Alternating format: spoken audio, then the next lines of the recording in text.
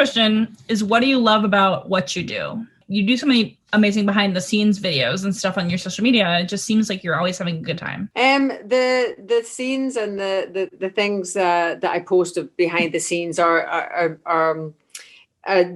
genuine, and just me, just, you know, enjoying being part of the family that it takes to make something, right? And you guys like get to see the finished product, but I'm sure you probably know it takes a lot to get there. And so if you find yourself with a bunch of like-minded people, you know, and you're doing long hours, and, you know, boo-hoo, but you know, it's basically for a team player, and we just have a laugh, and I kind of don't know how else to work, really. I don't take myself very seriously. I take the work quite seriously. I turn up for it, but I don't take myself seriously, and so I like just to kind of like lark about. That's a big part of the process for me. You're also on The Flight Attendant, which even today is getting a lot of acclaim. Yes. I just heard. We got a couple of GGs. Well, nominations. Do you love traveling? And then what's your favorite place you've ever gone? I do love traveling. I love getting out into the world. Maybe, you know, not so much now, but where's my favorite place? Actually, my favorite place is wherever my family is. That sounds really icky in general, but generalized. But if they're with me, I'm happy anywhere. But I guess if I had to name a spot, it would probably be Spain. I love Spain very much. I love Ibiza very much. You've been in a lot of like pretty amazing ensemble casts. Is there a cast? I mean, I have here Most Loving, but just one that you're sort of like that you still keep in touch with, that you really loved being with? I mean, I've been really lucky, as you say. I've worked with a lot of amazing ensembles throughout the years. I have to say, though, you know, not just because it's the penultimate, but Sabrina was just watching all the posts, because it's just been it's been airing most recently. I really miss them. I'm really going to miss them, and also because we didn't get to say goodbye. We didn't know it was the end when we left.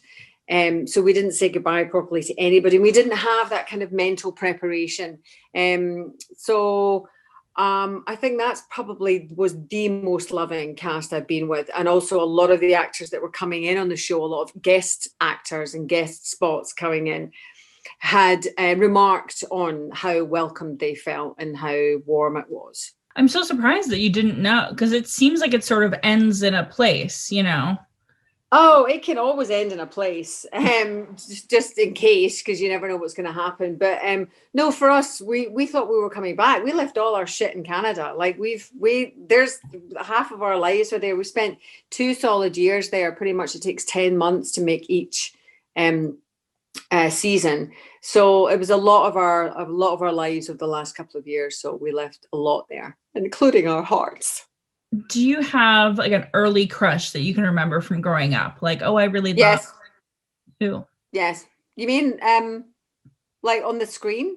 On screen or in real life, either one. Oh, well, if it was on screen, it would be Bill Murray. Bill Murray just kind of was, I'd never seen anything like him before in terms of his approach, his tone, his demeanor. He just, you know, I guess I was like right for Ghostbusters at the time. Yeah, Bill Murray, I think, and still is quite a crush. Still is. I have a question here that's, what senior citizen do you have a crush on? And I don't know that. Bill Murray. Bill Murray, exactly. Still Bill Murray.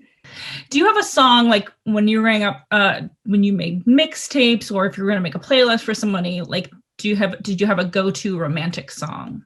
Yes, Cucurú Palomo. Do you know that? Yes. Titana Barroso, Brazilian.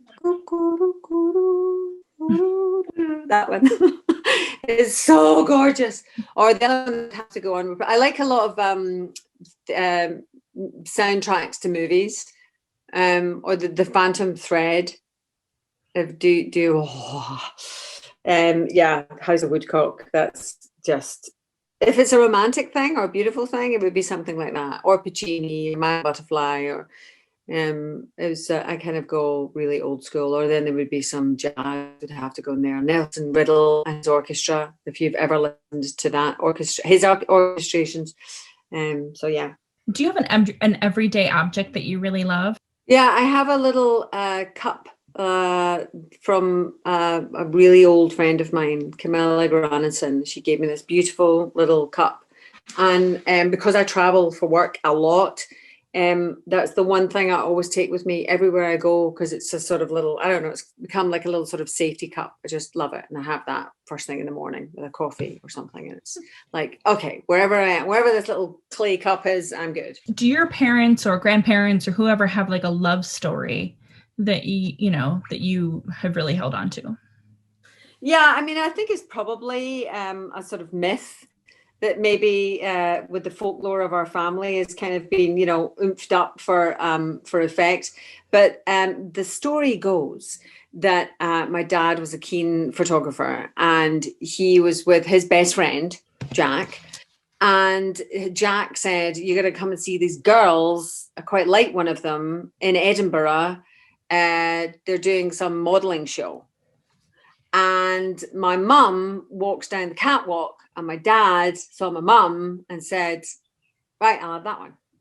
And that's how they met.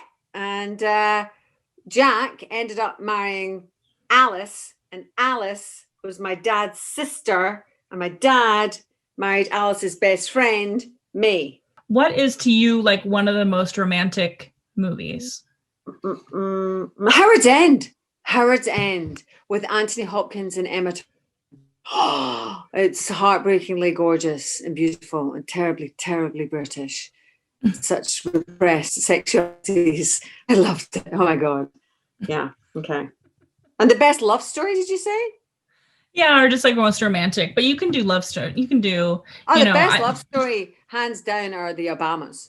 Are you kidding me? Michelle Obama, Barack Obama, their story, that's phenomenal. That's a love story.